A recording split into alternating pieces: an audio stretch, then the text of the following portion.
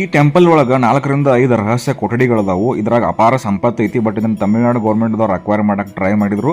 But ದೇವಸ್ಥಾನದ ಟ್ರಸ್ಟಿಗಳದನ್ನು allow ಮಾಡಲಿಲ್ಲ.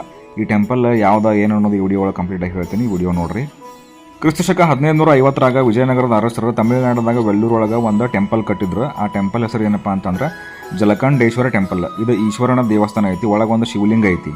ಈ ಶಿವಲಿಂಗ ಏನೈತಿಲ್ಲ ನೀರಿನಿಂದ ತುಂಬಿದ ಪ್ರದೇಶದಲ್ಲಿ ಇರೋದ್ರಿಂದ ಇದಕ್ಕೆ ಜಲಕಂಠೇಶ್ವರ ದೇವಸ್ಥಾನ ಅಂತ ಕರೀತಾರ. 400 ವರ್ಷಗಳ ತನ ಈ ದೇವಸ್ಥಾನಕ್ಕೆ ಯಾವ ಪೂಜೆನೂ ಮಾಡಿರಲಿಲ್ಲ. ಇತ್ತೀಚೆಗೆಲ್ಲ ಪೂಜೆಗಳು ಸ್ಟಾರ್ಟ್ ಆಗಿದಾವು.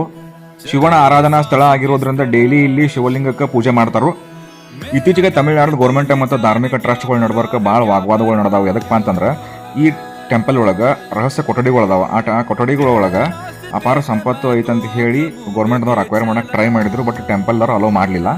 ಟೆಂಪಲ್ ಮಾತ್ರ ಭಾಳ ಅಂದ್ರೆ ಭಾಳ ಚಂದ ಐತಿ. ಆಮೇಲೆ ಇಲ್ಲಿ 3 ಗೋಪುರಗಳದಾವು. ಆಮೇಲೆ ಒಂದು ಮಂಟಪ ಐತಿ. ಮಂಟಪದಾಗಂತೂ ಇಷ್ಟು ಚಂದ ಕೆತ್ತನೆ ಮಾಡಿದಾರಲ್ಲ ಹೇಳ್ತೀನಿ. ಒಂದೊಂದು ಕೆತ್ತನೆನೂ ಭಾಳ ಡೀಟೇಲ್ ಆಗಿ ಮಾಡಿದರು. ನಾವು ಬೆಳಿಗ್ಗೆ ಕರೆಕ್ಟ್ 8 ಗಂಟೆಗೆ ಹೋಗಿದ್ವಿ. ನಮಗೆ ಹಾಫ್ ಆನ್ ಅವರ್ದಾಗ ದರ್ಶನ ಆಯಿತು. ಟೆಂಪಲ್ದ ಹೊರಗೆ ನೋಡ್ರಿ ಮಸ್ತ್ ಒಂದು ರಥ ಐತಿ. ಎಲ್ಲರೂ ಹೋದ್ರೆ ಈ ಟೆಂಪಲ್ ಮತ್ತು ಗೋಲ್ಡನ್ ಟೆಂಪಲ್ ನೀವು ಮಿಸ್ ಮಾಡ್ಕೊಳಕ್ಕೆ ಹೋಗ್ಬೇಡ್ರಿ. ಈ 2 ಟೆಂಪಲ್ ಭಾರಿ ಇದಾವೆ ನೋಡಕ್ಕೆ. ಇದೇ ಥರದ ವಿಡಿಯೋಸ್ ನೋಡಕ್ಕೆ ಇನ್ಸ್ಟಾಗ್ರಾಮ್ ಪೇಜ್ ಫಾಲೋ ಮಾಡಿರಿ, ವಿಡಿಯೋ ಶೇರ್ ಮಾಡಿರಿ, ಲೈಕ್ ಮಾಡಿರಿ. Thank you.